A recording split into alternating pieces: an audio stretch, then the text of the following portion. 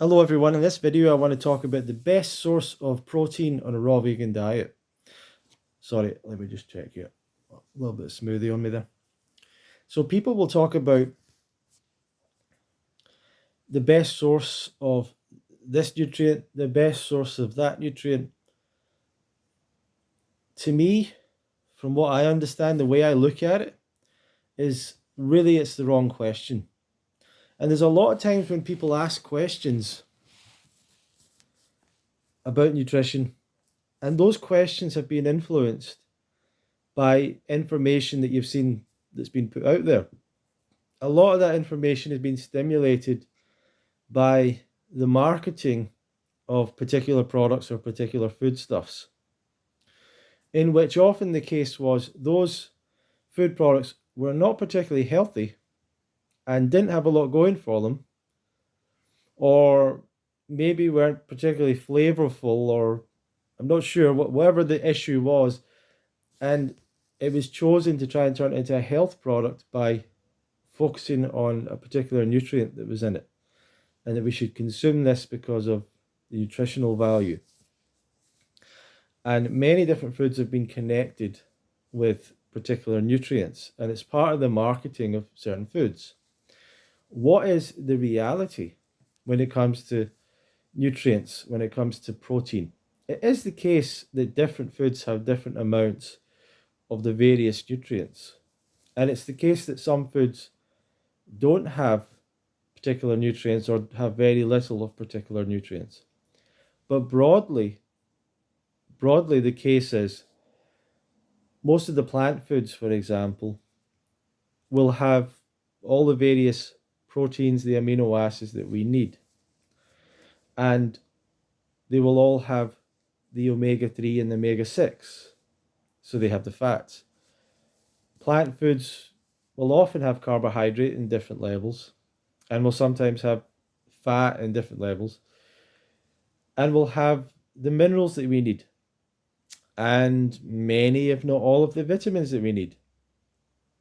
And that's generally the case. And if we look at the animal foods will tend to often not have carbohydrates apart from milk, but they will have, once again, a wide range of protein, fat, minerals, vitamins. Because everything does, basically. All the living things that we can eat. And anything you can eat, you can get protein from. And anything you can eat, or lots of things you can eat, you'll get carbohydrate from. And lots of things you can eat, you'll get all the minerals from.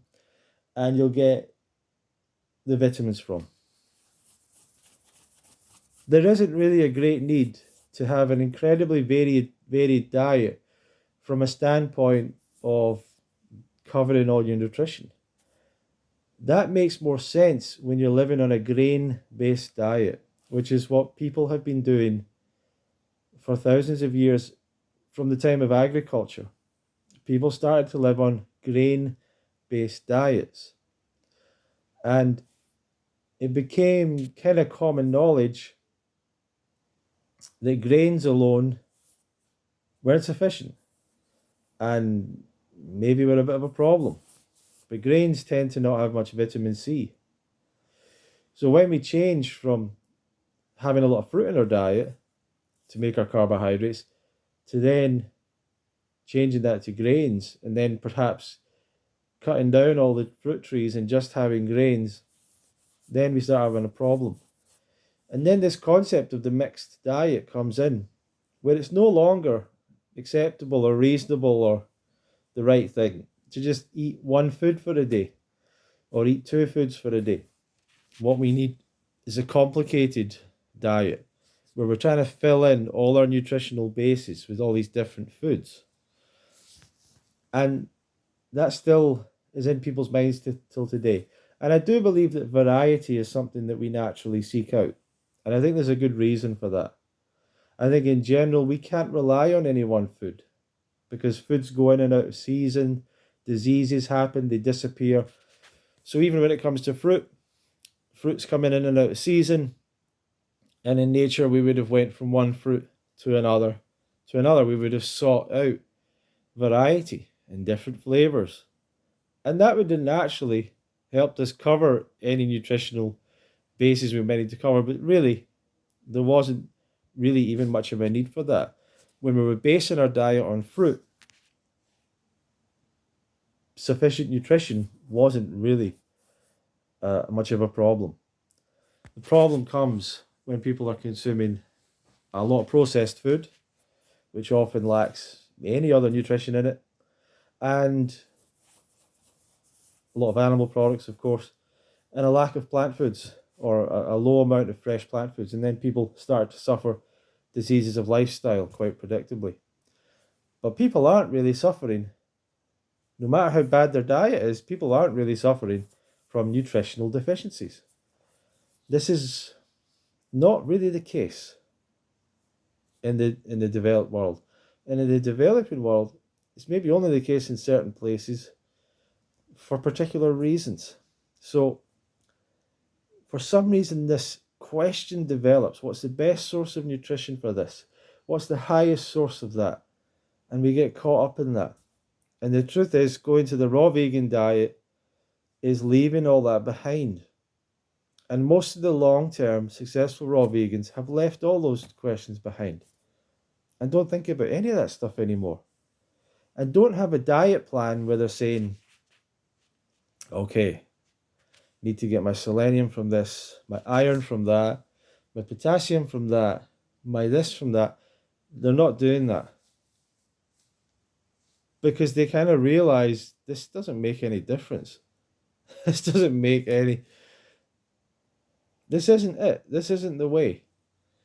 And the truth is that some of the negatives that come from trying to eat foods with high levels of this, that, or the other thing come with problems or other challenges.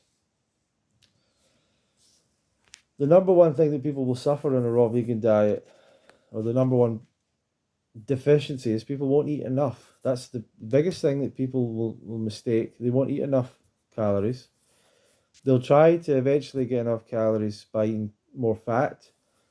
The more fat they eat, they'll not feel good. And then they're thinking, well, I didn't feel good on fruit because I didn't eat enough.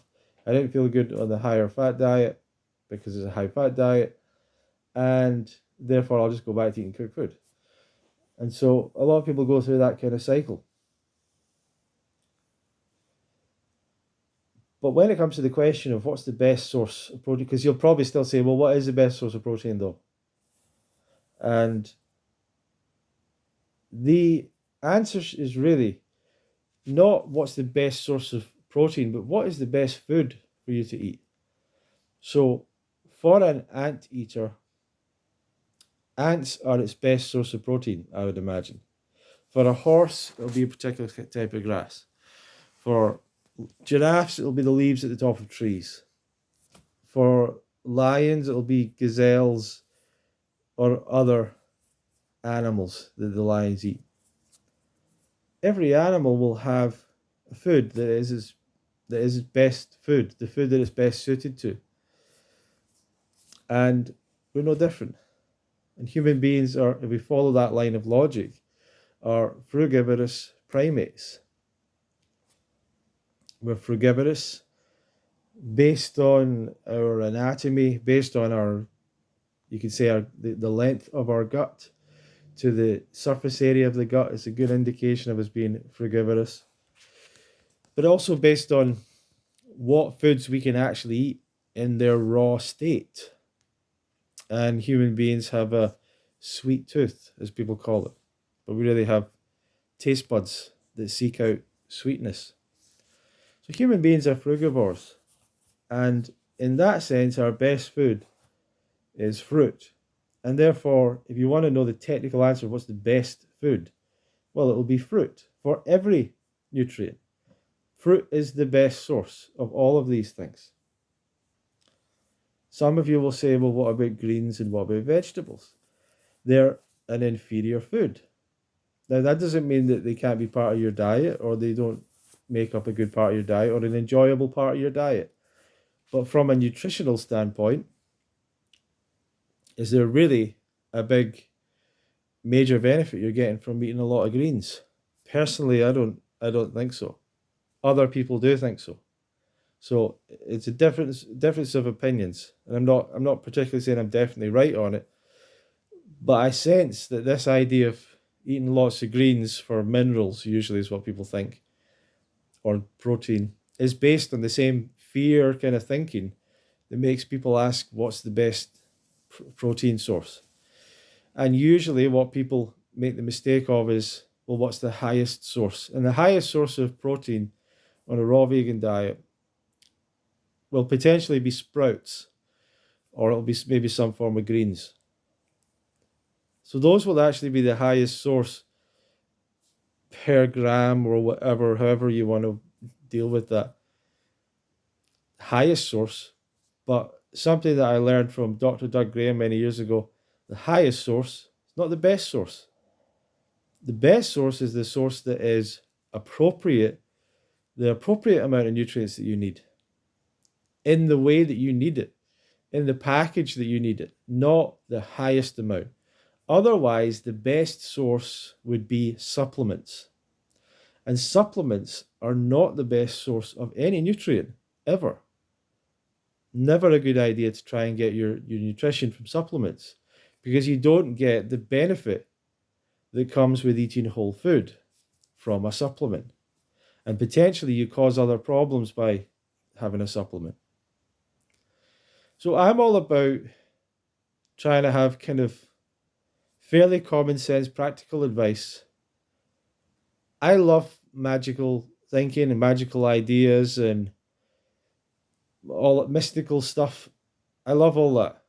But that kind of thinking and that way of looking at food and nutrition doesn't help people. And that might be a way you want to look at your life or relationships, or guides you through your life or whatever. But when it comes to nutrition, apples might be the best source of protein for you right now, not some mystical vegetable thing that you want to try and seek out in some supermarkets, in some rare supermarket, you know. And the thing is, apples are like normal, down to earth, boring. You know, that's the way a lot of people feel about apples. That's the truth.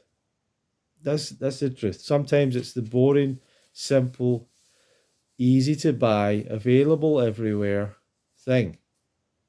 And people will be like, I went to this hotel or this place or this airport, and all there was apples, and I just didn't want to eat apples, so I had the cooked food. And you're like, what does that make? How does that make sense? You're trying to do a raw vegan diet. How does that make sense? Why would you eat the apples? Sometimes the apples might be great. Might be the best apples ever. But you haven't been marketed apples. That's the problem. You've been marketed all these other things, and you've bought into the story surrounding these things. And the apple growers and whoever runs the apple industry or whatever, they obviously haven't bothered. Maybe they don't need to, but they're not putting adverts everywhere trying to talk to people about the benefits of eating apples. Maybe they did. They probably did at one time. If I was to say to you, what are apples good for?